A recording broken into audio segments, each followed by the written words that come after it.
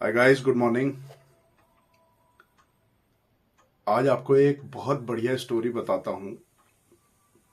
जो लोग हताश निराश बैठे हुए हैं करियर को लेके, विशेषकर उनके लिए है। ठीक है। आप लोग क्रिकेट वगैरह तो देखते ही होंगे।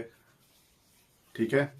देखिए, क्रिकेट में जो सिलेक्शन होता है उसकी एज जनरली 16-17 साल से शुरू होती है और 20 साल 18-20 साल में आने आने तक आप लोग इंडियन टीम के में सेलेक्ट होने के चांसेस आपके पूरे बने रहते हैं। और जो सेलेक्ट हो जाता है वो फिर क्रिकेट खेलता है, उसको एक इंटरनेशनल रिकॉग्निशन मिलती है, बहुत फेम मिलता है, पैसा मिलता है, करियर बन जाता है। और फिर 35 साल 37 साल 38 साल में आने आने तक ये क्रिकेटर रिटायर हो जाते हैं। तो इनकी जो लाइफ होती है वो 15 से 20 साल की होती है, जो गेम की बात कर रहा हूं मैं।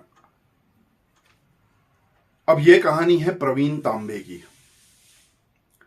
प्रवीण तांबे का नाम हमने कैसे सुना? प्रवीण तांबे का नाम राहुल द्रविड़, एक one of the finest batsman that I have ever seen in my life was Rahul Dravid. And Rahul Dravid, while giving an interview or somewhere he was giving a speech, so there he mentioned the name Praveen Tambe. अब प्रवीण तांबे की कहानी जब उन्होंने बताई तो आप सुनने लायक कहानी है। प्रवीण तांबे महाराष्ट्र में एक नॉर्मल गरीब घर में पैदा हुआ। बहुत ज्यादा पैसों का वो नहीं था। वो क्रिकेट खेलता रहा, बचपन से ही, छुटपन से ही क्रिकेट खेलता रहा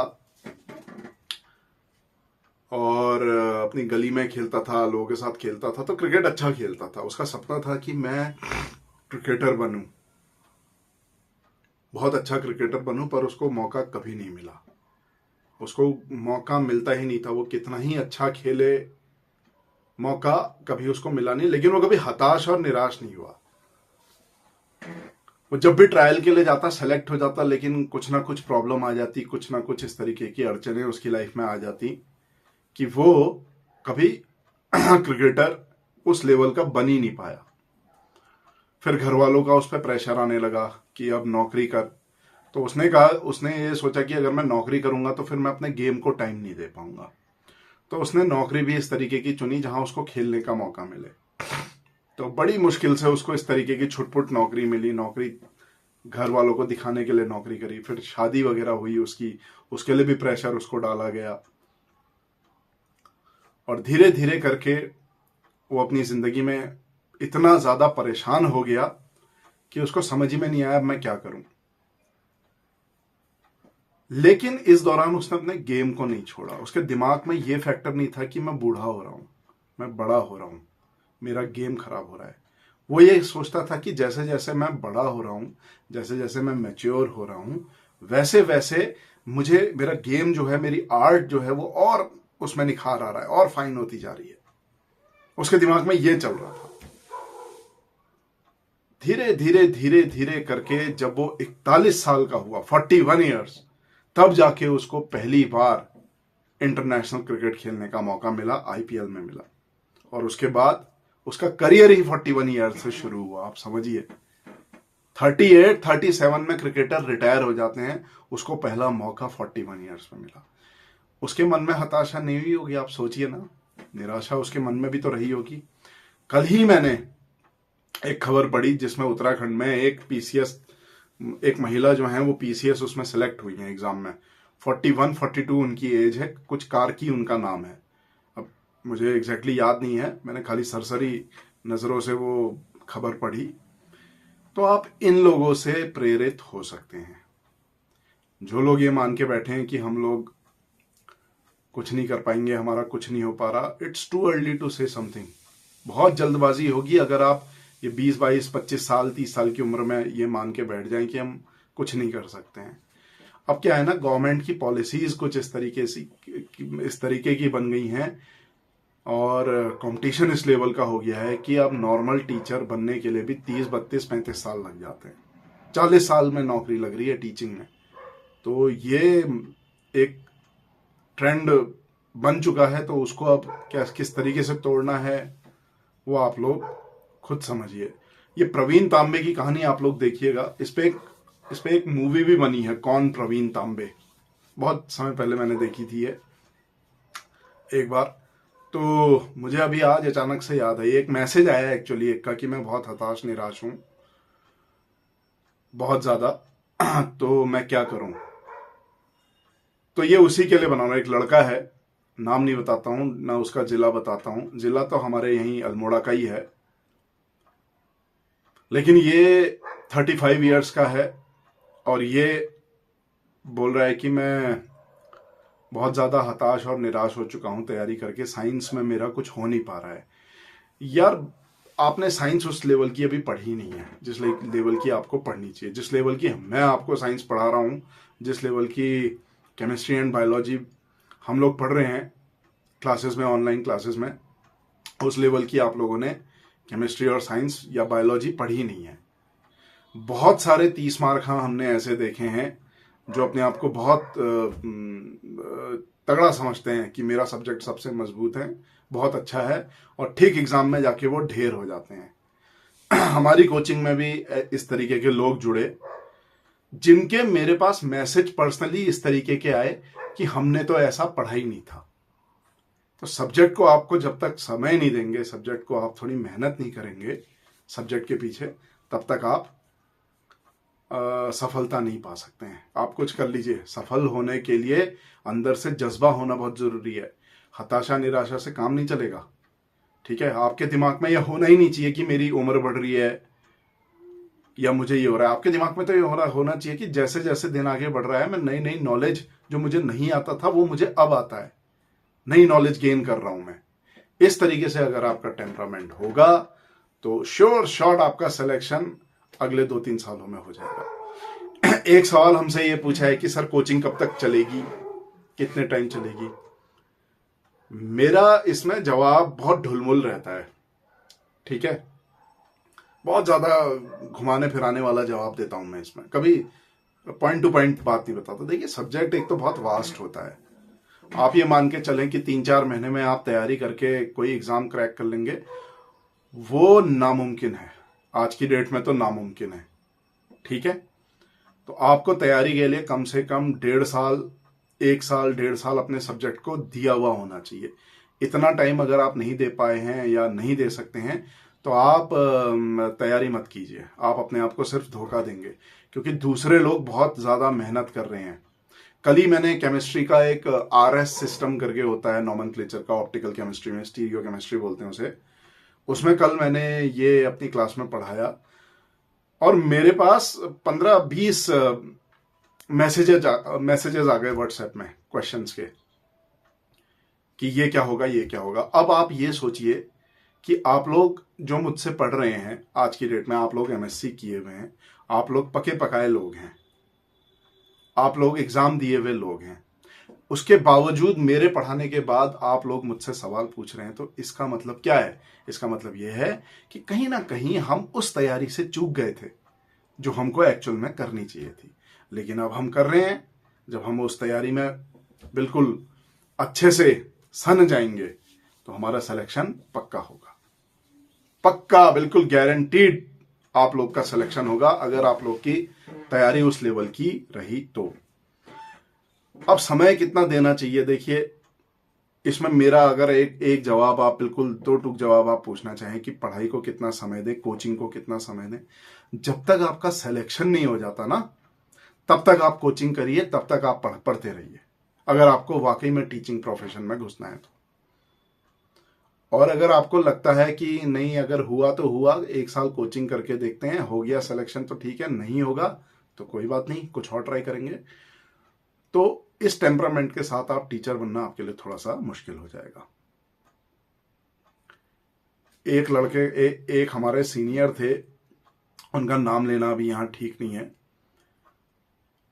उन्होंने 12th के बाद कोचिंग करी, मेडिकल एग्जामिनेशन की, नीट के लिए, राइट, डॉक्टर बनना चाहते थे। पहले साल कोचिंग करी, सिलेक्शन नहीं हुआ, दूसरे साल कोचिंग करी, सिलेक्शन नहीं हुआ, तीसरे साल फिर से कोचिंग करी, सेलेक्ट हो गए। Now he is a surgeon, somewhere in Uttar Pradesh I think. ENT surgeon बोलते हैं, जो ईयर नोज थ्रोट वाले सर्जन होते हैं, ईयर नोज थ्रोट गला, ENT सर्जन। अब वो डॉक्टर हैं, सर्जन हैं। 3 साल कोचिंग करना क्या रहा होगा उनके लिए, सोचा है कभी?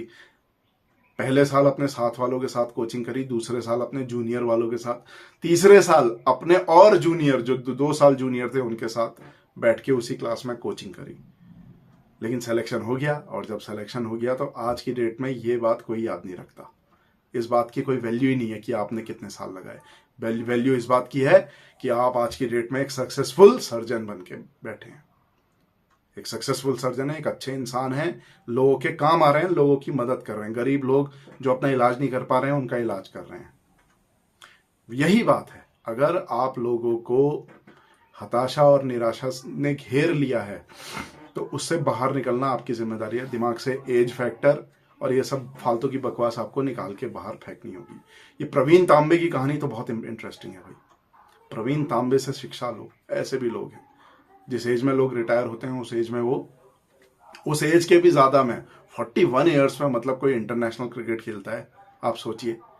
और इतना फिट 41 की एज में भी, क्यों? क्योंकि मन से चंगा था आदमी।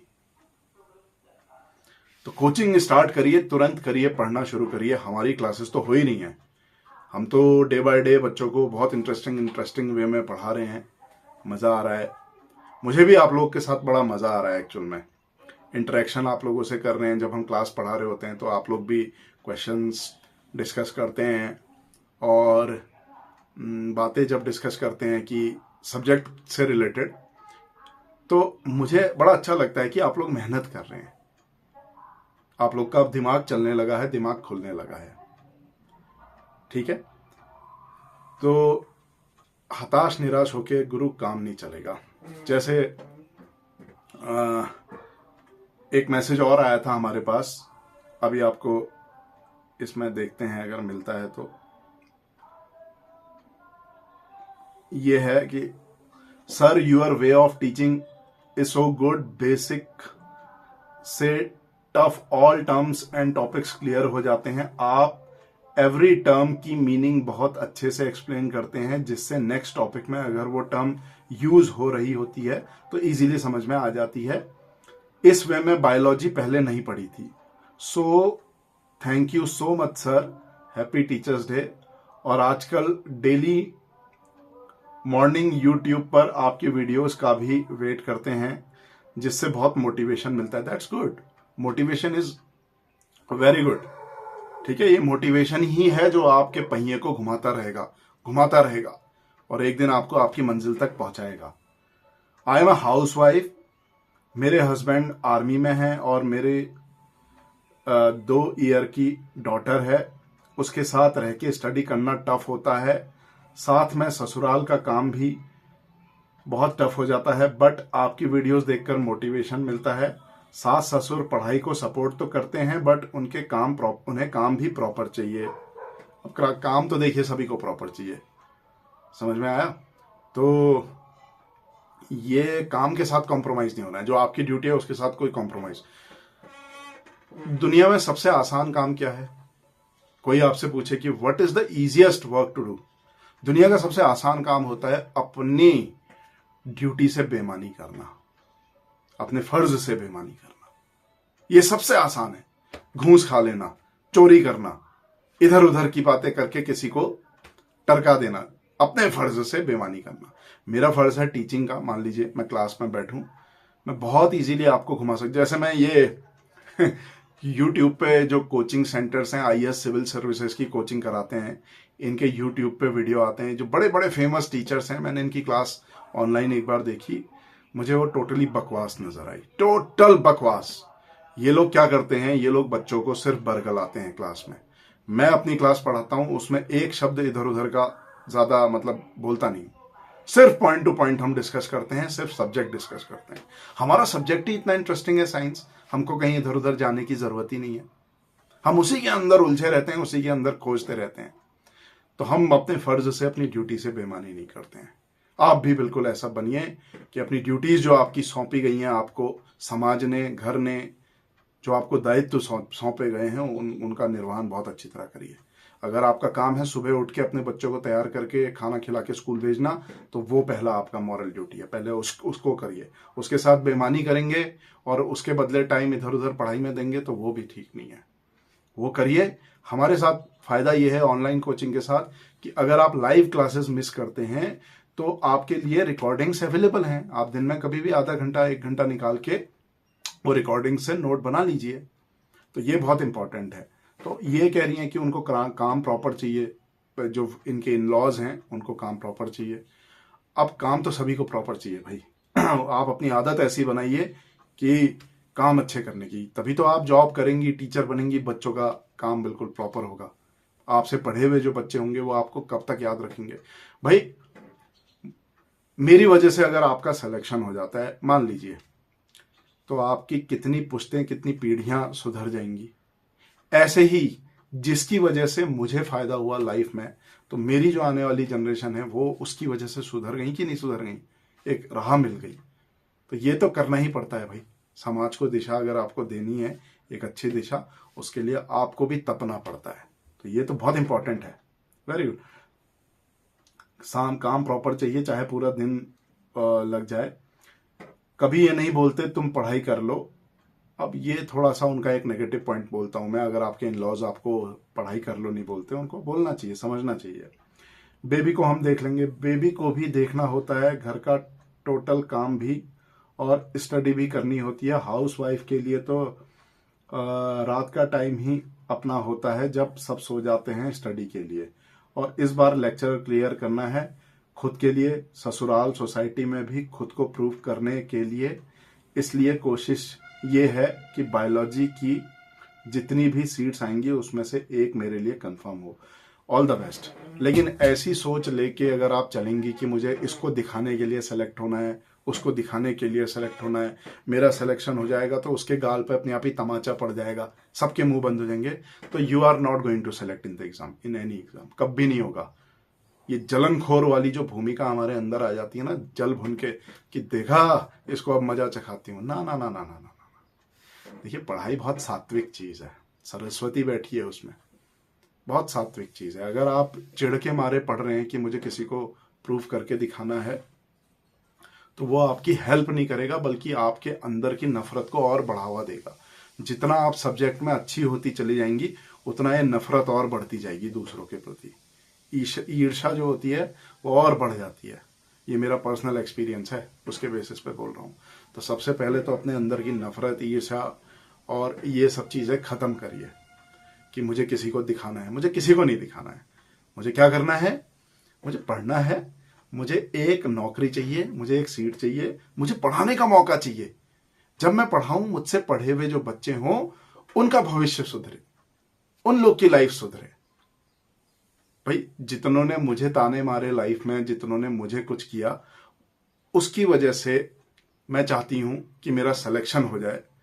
तो ये फेयर इनफ नहीं हुआ, ये फेयर बात नहीं हुई। इसलिए इस तरीके का आप टेम्परामेंट मत रखिए। जैसे मैं आपको एक बात बताता हूं, इंडिया टुडे एक मैगजीन आती थी, उसी प्रकार बायोलॉजी टुडे भी उन्हीं का एक प्रकाशन हुआ करता था। अब आती है पता नहीं, बट पहले आती थी बायोलॉजी टुडे। तो हम लोग पढ़ते थे, मैं पढ़ता था बायोलॉजी टुडे। उसमें कई इस तरीके की कॉम्पिटिटिव चीजें निकल के आती थी, बहुत मजा आता था।